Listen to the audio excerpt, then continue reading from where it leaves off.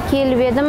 Бағалары базарға қарағанда өте төмен және халыққа тиімді. Осындай жәрмеңкелер бола берсе, көп болып тұрса, жақсы болар еді.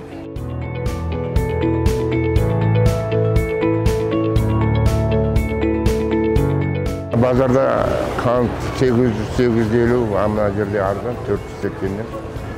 Осыдан келіп алып жатырмыз бәріміз. Пенсионерлерге, халыққа тиімді, әмме ыңғайлы базар.